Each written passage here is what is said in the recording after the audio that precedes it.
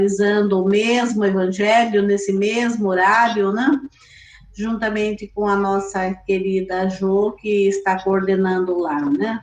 E aqui nós vamos nos encontrando toda segunda-feira, né? Com todo esse amor e carinho, e lembrando a todos, né, que este Natal que está aí bem próximo vai ser realmente o Natal de Jesus, porque nós estaremos reunidos em poucos familiares, né, com muito carinho, com muito afeto, né, e vamos lembrar sempre, né, da prece, da oração, para que a gente possa sempre estar ligado, né, nesse mestre de amor e paz, que é Jesus, nosso guia, nossa luz, né?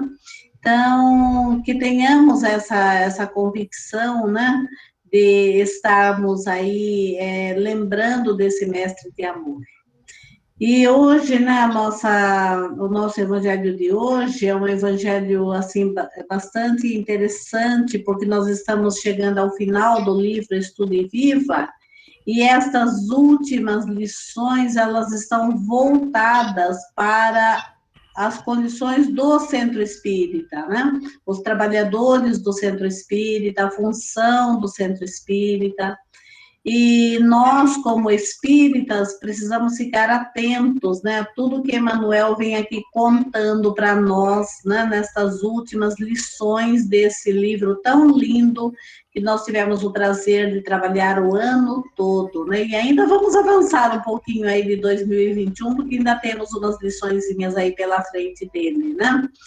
Então, nós vamos envolver nesta noite, com muito amor e carinho, o Moscoso, que vai fazer as preces para nós, e também o Manuel, que é o responsável pelo comentário do Evangelho da Noite. Moscoso, está com você a palavra. Muito obrigado. Mais uma vez, oficialmente, boa noite a todos, muita paz. Então, vamos nos equilibrando e juntos, em pensamento, voltarmos para Deus, nosso Pai, para Jesus, nosso Mestre, e para a Virgem Maria, Mãe de Jesus e nossa Mãe. Para, primeiramente, louvarmos a Deus ante a vida, louvarmos a Deus ante essa união fraterna que nos coloca juntos, fortes, para enfrentarmos as dificuldades do dia a dia. E vamos agradecer a Deus e a Jesus ante essas oportunidades que estamos tendo de, embora distantes, mas juntos em pensamento, em coração.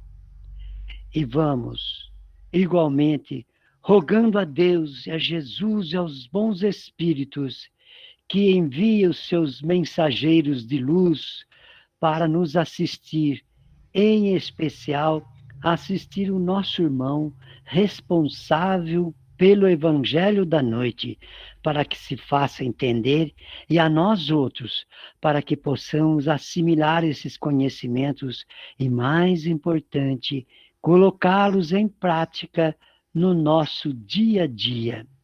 Isso nós vos pedimos, querido amado Mestre Jesus, através da prece que nos deixastes. Pai nosso que estás no céu, santificado seja o vosso nome. Venha a nós o vosso reino. Seja feita a vossa vontade, assim na terra como no céu. O pão nosso de cada dia nos dai hoje. Perdoai, Senhor, as nossas ofensas, assim como nós perdoamos a quem nos tem ofendidos. Não nos deixe cairmos em tentação, Senhor, mas livrai-nos de todos os males, pois vosso é o poder, o reino e a glória para sempre. Ave Maria, cheia de graça, o Senhor é convosco. Bendita sois vós entre as mulheres, bendito é o fruto do vosso ventre, Jesus. Santa Maria, Mãe de Jesus, rogai por nós, os pecadores, agora e na hora de nosso desencarne, que assim seja. Graças a Deus e graças a Jesus.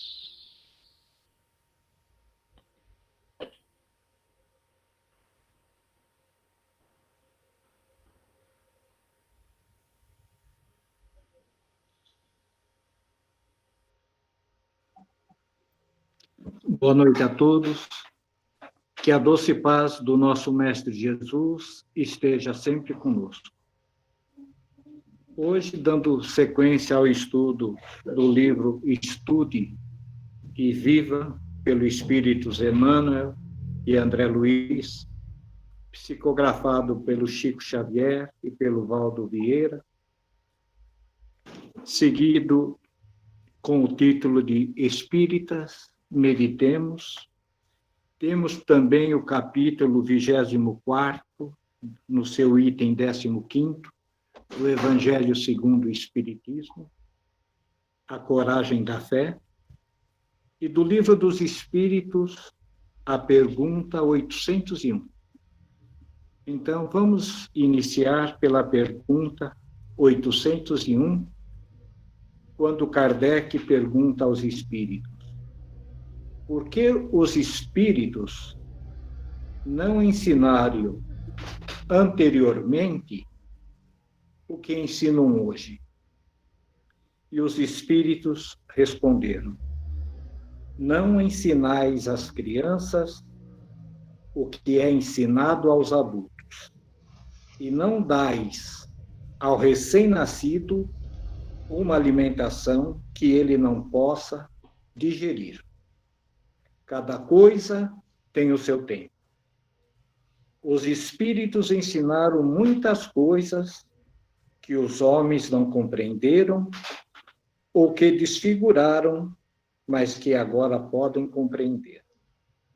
Através de seus ensinamentos, mesmo incompletos, eles preparam o terreno para receber a semente, que agora vai frutificar.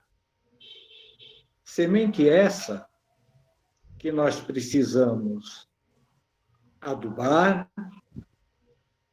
regar e proteger para que possamos colher os frutos necessários.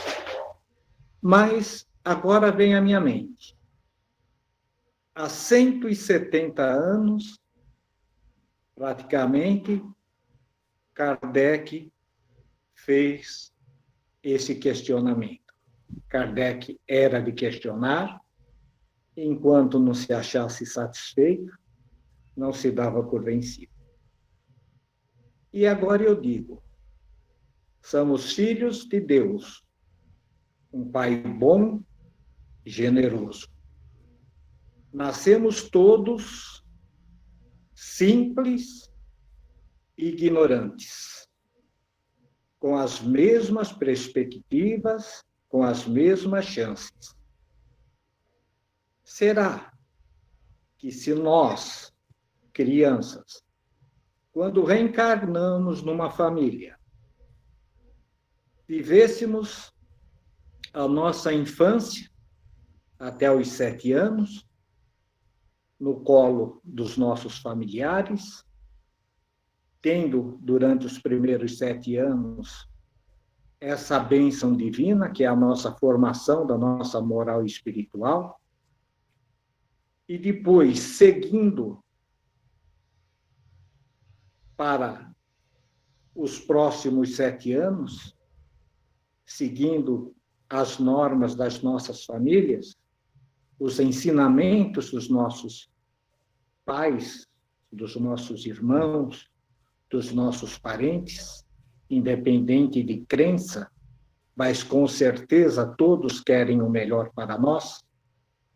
E depois, na fase de adulto, já tendo como base todos esses anos de uma vivência sã, de uma vivência pensada no bem comum, pensada na moral e nos bons costumes, será que o nosso estágio de hoje não estaria além do que estamos? Aí podemos perguntar: é o livre-arbítrio. Mas, penso eu, se nascemos iguais, simples e ignorantes, se temos as mesmas chances, Se vivemos em família, porque temos que resgatar alguma coisa nesse mundo de provas e expiações.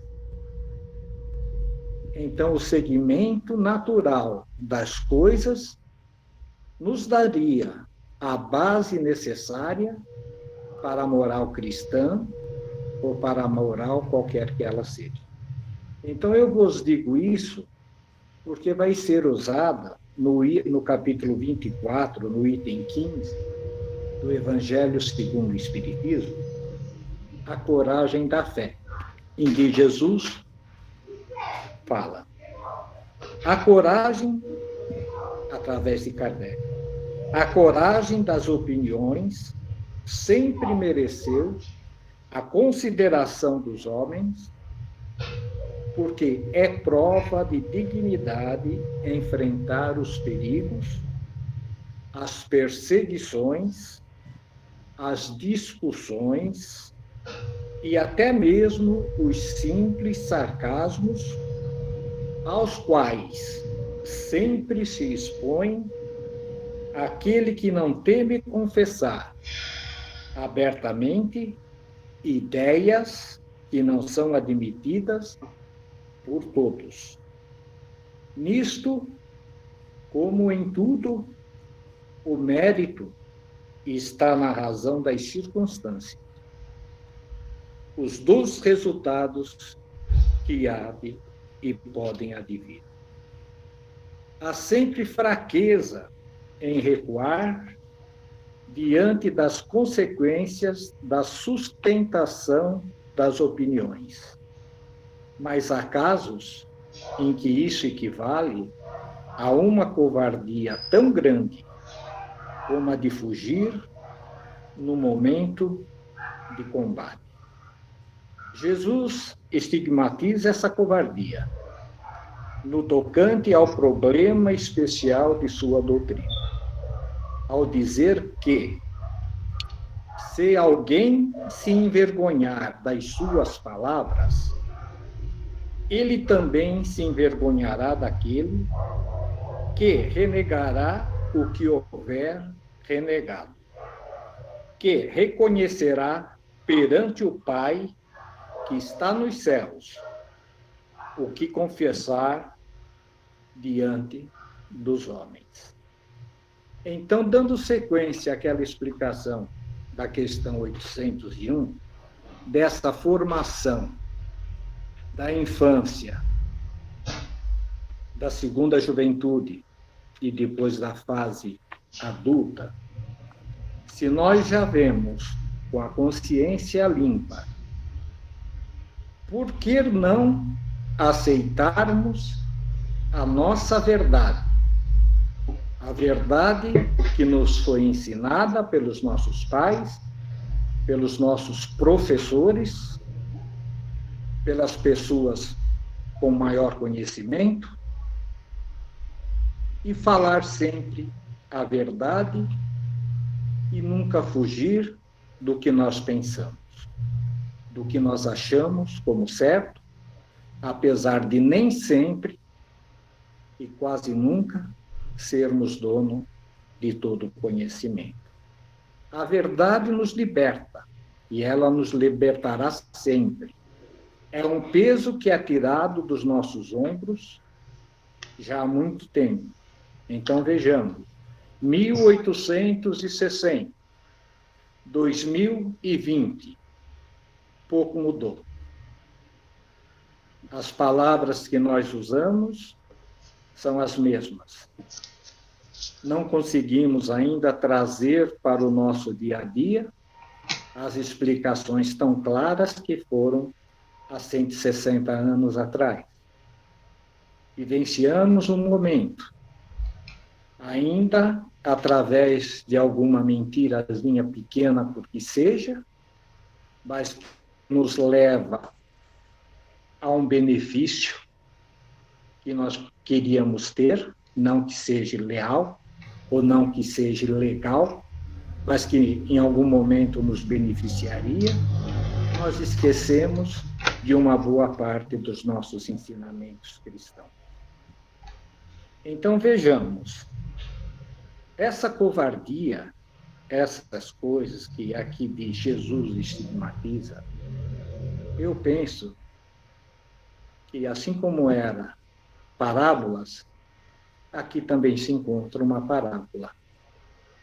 Porque Jesus e Deus nosso Pai sempre nos dá o direito de corrigirmos os nossos erros. Ele sempre nos dá a autonomia de praticar o amor esse que fará com que paguemos parte dos nossos enganos. Aqui nem coloco como erro, porque o engano é mais fácil de ser corrigido e mais simples de ser perdoado. Então, ele continua. Em outros termos, aqueles que temerem confessar-se discípulos da verdade não são dignos de ser admitidos no reino da verdade. Se nós estamos na verdade, se nós prevalecemos na verdade, todos nós estamos capacitados a seguir em frente. Deus não escolhe os capacitados, mas sim capacita os escolhidos. E hoje nós somos os escolhidos. Perderão, assim, as vantagens da fé, porque se trata de uma fé egoísta, que eles guardam para si mesmos, ocultando-a com medo dos prejuízos que lhe possa acarretar no mundo. Nosso Pai é justo, bom e generoso. Ele não vai nos privar de nada, basta que nós nos conheçamos e reconhecermos os nossos erros e as nossas dificuldades. Enquanto isso, o que colocam a verdade acima de seus interesses materiais,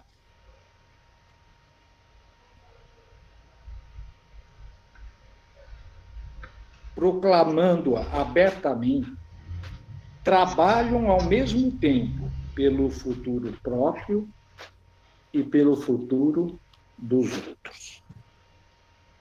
Então, se nós vivenciamos a verdade, se nós estamos na verdade, nós estamos fazendo o nosso dever, a nossa obrigação e um pouquinho mais.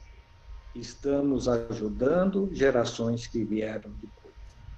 Gerações que vêm agora estarão fazendo essa transição de mundo de provas e expiações para o mundo de generação. Haja vistas o quanto é essa evolução e o quanto é esse aconchego por parte de todos. Aí eu peguei um trechinho da 16ª questão do Evangelho, que diz, essa é para nós espíritas. O mesmo acontece com os adeptos do espiritismo, pois, sendo a sua doutrina o desenvolvimento e a aplicação da doutrina do Evangelho, ou seja, dos ensinamentos de Jesus, a eles também se dirigem essas palavras do Cristo. Eles semeiam na terra o que colherão na vida ou na pátria espiritual. Os frutos da sua coragem, da sua vontade e da sua verdade serão, sim, símbolo de força ou símbolo de fraqueza. Aqui nessa questão do Evangelho, nota-se o nosso posicionamento perante o capítulo 24, o nosso item 15, da nossa missão, atualizada para os dias de hoje. No Estude Viva, item 39, de Emmanuel, onde ele fala, espíritas, meditemos.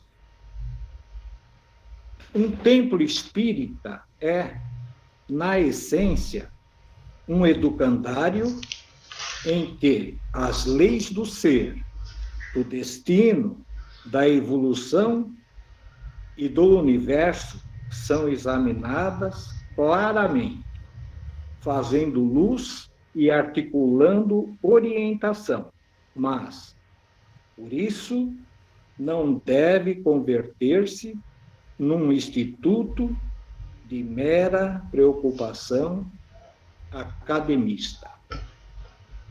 O que ele nos diz? Que um templo espírita é, na essência, uma escola em que as leis do ser, do destino, da evolução e do universo são examinadas claramente. Todas elas. A doutrina espírita é filosofia, ciência e religião, fazendo luz e articulando orientação. Mas, por isso, não deve converter-se num instituto de mera preocupação academista. Ela não deve ser um centro de estudo, mas sim um centro de caridade, um centro de amor, onde as palavras se façam ouvir aos corações mais simples, às pessoas mais simples e mais têm a necessidade de serem atendidas e de serem ouvidas. Manterá o simpósio dos ceareiros, experientes sempre que necessário, mas não o situará por cima da obra de evangelização popular.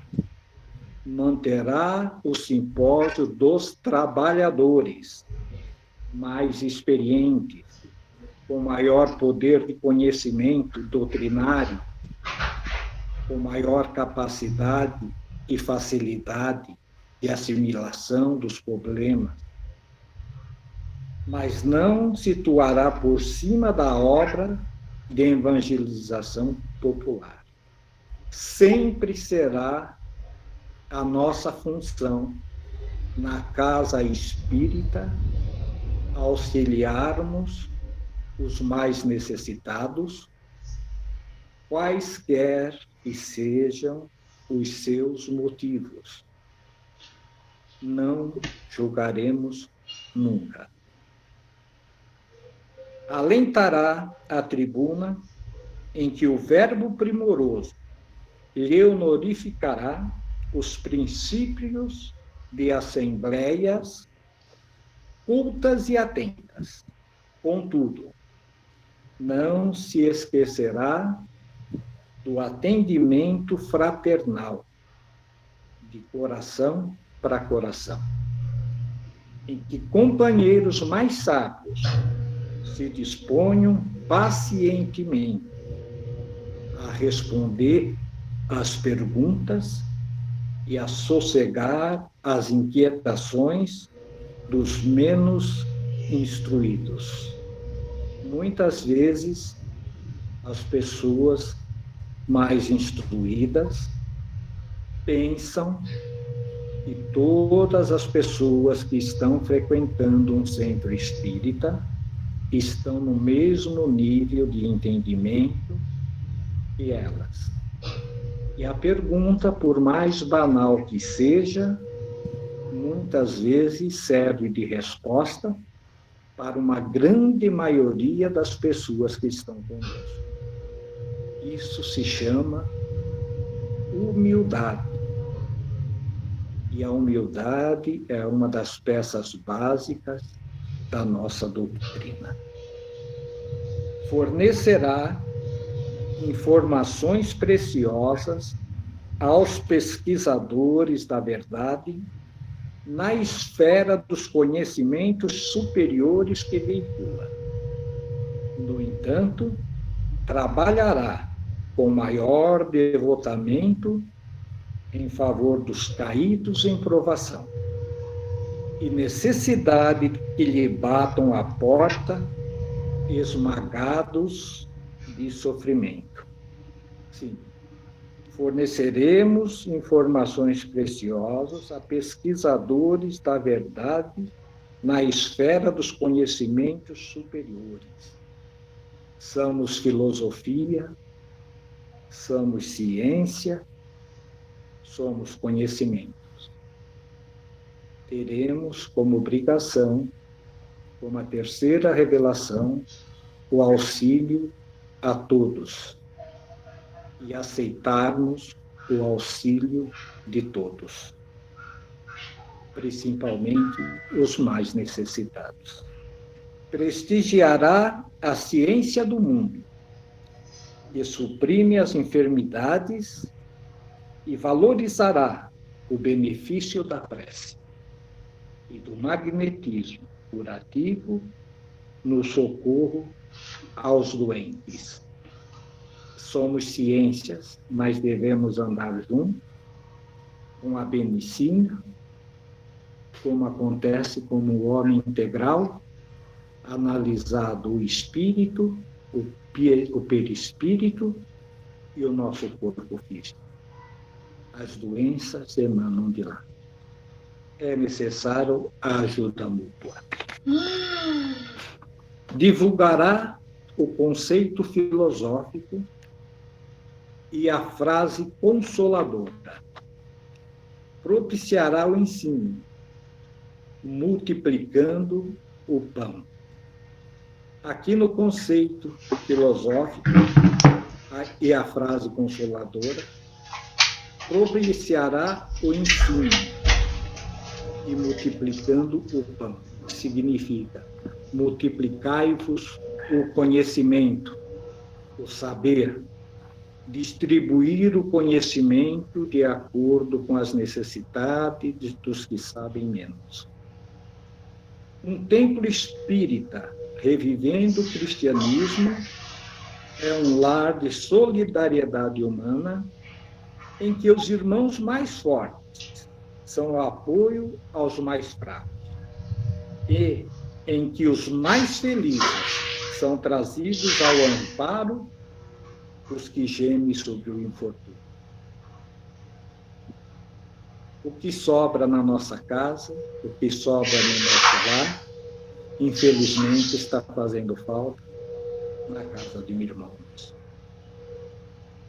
Nesse sentido, é lícito recordar aos apelos endereçados pelo mundo espiritual aos espíritas, por meio da codificação kardeciana, no item 4 do capítulo 20 do Evangelho segundo o Espiritismo, que nos apontam o rumo certo.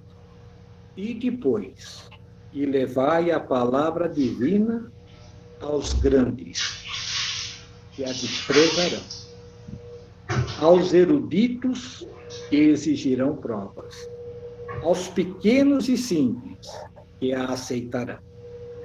Porque, principalmente entre os mártires do trabalho, na provação terrena, encontrareis fervor e fé. E de esses receberão como hinos de gratidão e louvores a Deus a santa consolação que lhes levareis. E baixarão a fronte, rendendo-lhe graças pelas aflições que a terra lhes destina. Meus irmãos, hoje nós não precisamos de mártires, nós não precisamos escondermos que somos espíritas, ou a que fé professamos, temos plena liberdade de falar sobre religião em qualquer lugar, falta-nos apenas exercitar o que é a nossa doutrina, vivenciá-la no nosso dia a dia. Por isso que ele nos fala, espíritas, reflitamos, nós sempre podemos melhorar um pouquinho mais. Nós sempre podemos nos doar um pouquinho mais.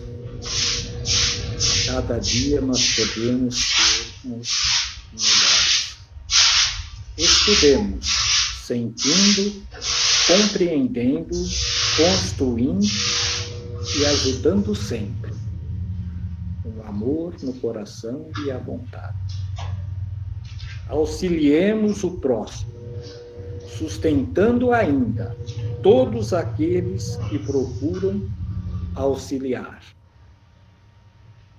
Jesus chamou a equipe dos apóstolos e lhe asseguraram cobertura à obra redentora. Não para isençar-se e nem para encerrá-los em torre de marfim, mas para erguer-los à condição de amigos fiéis, capazes de abençoar, confortar, instruir e servir ao povo que, em todas as latitudes da terra, lhe constitui a amorosa família do coração. Então, quer dizer que a doutrina espírita não se limita àquelas obras, àquela casa em que nos acolhe, mas sim a todos os recantos em que podemos ser úteis, em que podemos ajudar. Jesus não tinha uma igreja, mas ele deixou em suas palavras: onde 2 ou mais de vós estiverem reunidos em meu nome, eu lá estarei. Essa é a nossa mensagem para hoje. Eu agradeço a todos pela paciência de ouvir-me e pela atenção por todos. E fico à disposição para tecer comentários, a Esther, meu esposo e cada um dessas 13 pessoas que continuam. Muito obrigado e que Deus esteja sempre no coração de todos vocês. Que assim seja. Obrigada, Manuel, por trazer esse Evangelho da Noite, né, falando desse duplo papel do Centro Espírita e esse conhecimento, né, que segue, né, fé raciocinada. Isso é muito importante dentro da nossa amada doutrina. Obrigada. Moscoso, por favor. Então, mais uma vez, convido a todos para relaxarmos o corpo, fecharmos os olhos apenas numa questão de concentração melhor. E nessa concentração, dirigimos os nossos pensamentos para o alto, a Deus, nosso Pai, a Jesus, querido, nosso Mestre maior, e aos benfeitores, amigos, nossos anjos guardiões, para agradecermos a bênção da oportunidade de tomarmos conhecimento dessas lições evangélicas tão importantes como foram ditas nessa noite. E rogar ao Senhor que possamos colocá-las em prática no nosso dia a dia. E aproveitamos, amado Mestre, que estamos aqui todos reunidos em vosso nome, para rogarmos, para pedirmos ao Senhor, para usarmos de toda a vossa divina bondade e compaixão para com aqueles que sofrem nas duas partes, na parte física e na parte espiritual. Em especial aqui na parte física, os doentes, acometidos desse vírus tão maldoso, que está ceifando tantas vidas. Rogamos ao Senhor, Mestre Jesus, que junto aos bons espíritos ilumine os cientistas terrenos, para que, no firme propósito de salvar vidas e menos política, possam desenvolver finalmente a vacina tão esperada para nos fortalecer diante dessas tragédias. E pedimos por aqueles que estão nos hospitais, que estão nas UTIs e em casa também, acometidos dessa doença, para que através da ação de Dr. Bezerra de Menezes, eles tenham alta, tenham melhoras e retomem a sua saúde principal. Jesus amado, olhai por todos aqueles e também por aqueles que ainda não foram contaminados, que não sejam contaminados. E os que estão contaminados, mas a doença ainda não se manifestou, que não se manifeste, que esse vírus vá embora. Também lembramos, Jesus, daqueles lares onde sobra violência e falta o amor, falta a paz, falta a coragem, a fé e a esperança. Vibramos também, Jesus, por todos aqueles que trabalham em situações de risco, como os trabalhadores da saúde nos hospitais, muitos chefes de família que ali estão se expondo para salvar chefes de famílias. Olhai, amado Mestre Jesus, por esses irmãos, fortalecendo e protegendo-os contra todos os males. Pedimos também por aqueles, Jesus, que perambulam por essas noites frias e às vezes chuvosas sem um teto, para que sejam protegidos e amparados. Sabeis também da nossa situação, das nossas necessidades. Não precisamos elencá-las, Senhor, pois vós sois profundo conhecedor das nossas necessidades e rogamos que nos fortaleça para que possamos passar por elas com fé, com esperança e confiança. Rogamos também, Jesus, por todos nós aqui, reunidos online, para que nós, os nossos familiares, sejam amparados e fortalecidos. E quanto a nós, que tenhamos sempre a fé, a esperança, a confiança, a vontade firme e sincera de continuar estudando, aprendendo e caminhando nas trilhas do bem e do amor ao próximo. Pai amoroso e bom, querido e amado Mestre Jesus, querido Dr. Bezerra de Menezes, esteja conosco hoje e sempre. E nós agradecemos e contamos com a vossa presença através da prece que nos deixastes. Pai nosso que estais no céu, santificado seja o vosso nome. Venha a nós o vosso reino. Seja feita a vossa vontade, assim na terra como no céu.